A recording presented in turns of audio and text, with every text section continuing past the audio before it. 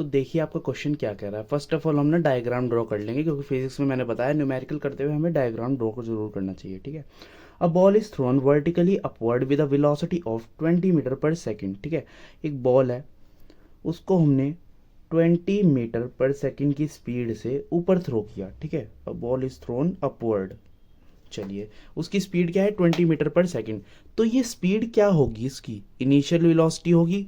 You को denote, जिस initial velocity को हम यू से डिनोट करते हैं, ठीक है। तो ये इसकी इनिशियल वेलोसिटी होगी। अब बॉल को हम ऊपर थ्रो कर रहे हैं, ये जो बॉल है इसको हमने अपवर्ड थ्रो किया, तो इसकी स्पीड डिक्रीज होगी because of air resistance and gravitational pull. भाई ग्रेविटी से अपनी तरफ खींचेगी, फर्स्ट फोर्स तो वो होगी। दूसरी फोर्स एयर रेजिस्टेंस भी तो होता है ना, ठीक है। तो दोनों की वजह से इसकी जो एक वेलोसिटी हो एक पॉइंट पर आकर जीरो हो जाएगी, तभी तो हमारी चीज़ें नीचे वापस अर्थ की तरफ अट्रैक्ट होती हैं, ठीक है। तो इसकी जो फाइनल वेलोसिटी होगी वो हो जाएगी जीरो। दो चीज़ हमें पता चल गई। तीसरी चीज़, यहाँ पर एसेलरेशन भी तो हो रहा है, बिकॉज जो आपकी वेलोसिटी है वो 20 से जीरो हो गई। तो ये किस तरीके का एसेलरेशन है, यहाँ पर हो रहा है रिटार्डेशन, मतलब नेगेटिव का एसेलरेशन हो रहा है बिकॉज ऑफ वेलोसिटी डिक्रीजमेंट, ठीक है। तो इस तरीके के एसेलरेशन को हम डिनोट करते हैं एसेलरेशन ड्यू टू ग्रेविटी से, ठीक है, जिसकी वैल्यू होती है 9.8। बस इस क्वेश्चन में आपको कहा गया है कि आप जी की वैल्यू 10 ले सकते हो।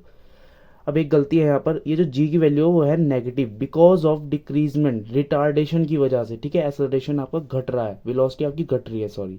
तो यहाँ पर क्या हो रहा है, एसेलरेशन।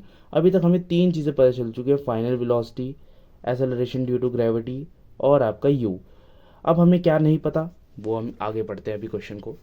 अब ये जो बॉल थी वो हमने फेंकी है from the top of the multi storey building. ये एक मल्टी स्टोरी बिल्डिंग है, मल्टी स्टोरी बिल्डिंग होती होगी कोई बिल्डिंग, उसके टॉप से फेंकी है हमने, ठीक है। चलिए, the height of the point, the height of the point from where the ball is thrown is 25.0 from the ground.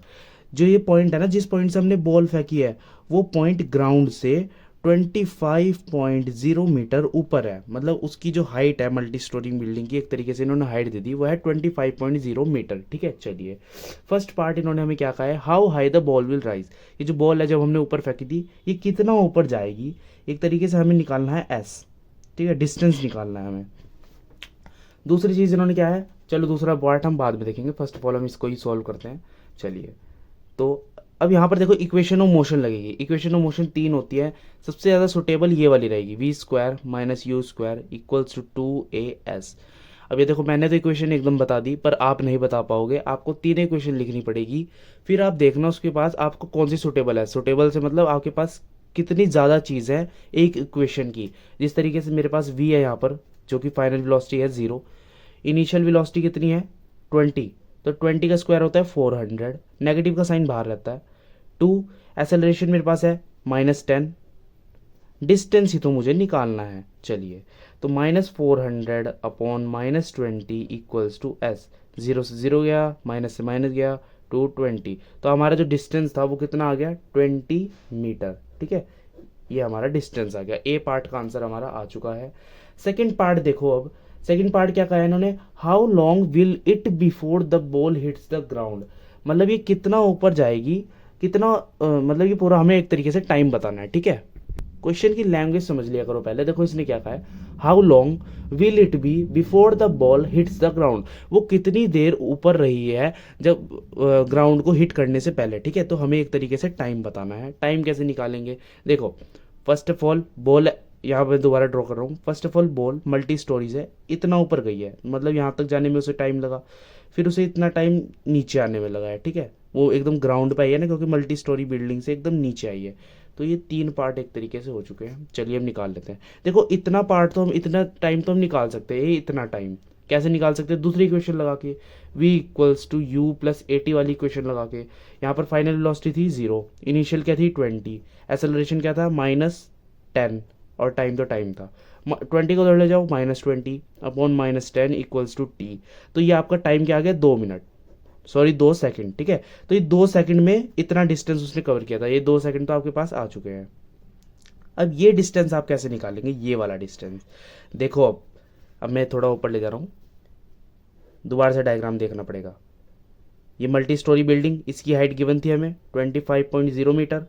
अच्छा, ये बॉल कितना ऊपर गई थी वो हमने डिस्टेंस ऊपर अभी फाइंड किया, कितना था 20 मीटर, ठीक है, 20 मीटर। चलो, अब टोटल हाइट क्या हो गई हमारे पास, इतने एरिया का अगर हम टाइम निकालना है तो टोटल टाइम लेना पड़ेगा। 20 + 25.0 कितना हो गया, 45 मीटर। ठीक है, ये हमारे पास ये आ गया। एसेलरेशन क्या होगा, 10। अच्छा 10 क्या होगा, ठीक है 10 है हमारा एसेलरेशन ड्यू टू ग्रेविटी। चलिए, और आपकी इनिशियल वेलोसिटी क्या होगी, 0, बिकॉज यहाँ पर अब ये इनिशियल वेलोसिटी हो जाएगी ना, ये दूसरा केस आ चुका है। पहले इस केस के लिए, इस इतने से केस के लिए ये था फाइनल वेलोसिटी, बट हम दूसरी जर्नी की बात कर रहे हैं जब बॉल नीचे आई थी। तो दूसरी जर्नी में स्टार्टिंग पॉइंट क्या है, ये तो ये क्या था हमारा इनिशियल पॉइंट 0। ठीक है, तो इनिशियल वेलोसिटी भी हमें पता है।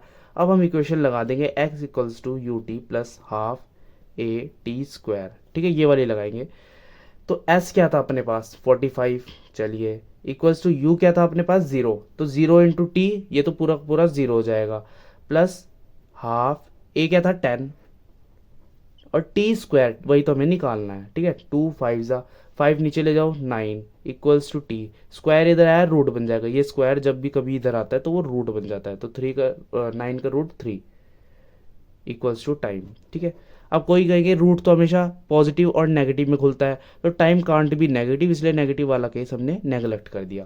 तो देखो, इतने टाइम तो लगा था 2 सेकंड, 2 सेकंड में वो ऊपर गई थी, फिर वो नीचे आई है 3 सेकंड में। ठीक है, तो टोटल टाइम क्या हो गया आपका, 2 + 3 = 5 second. That is your required answer.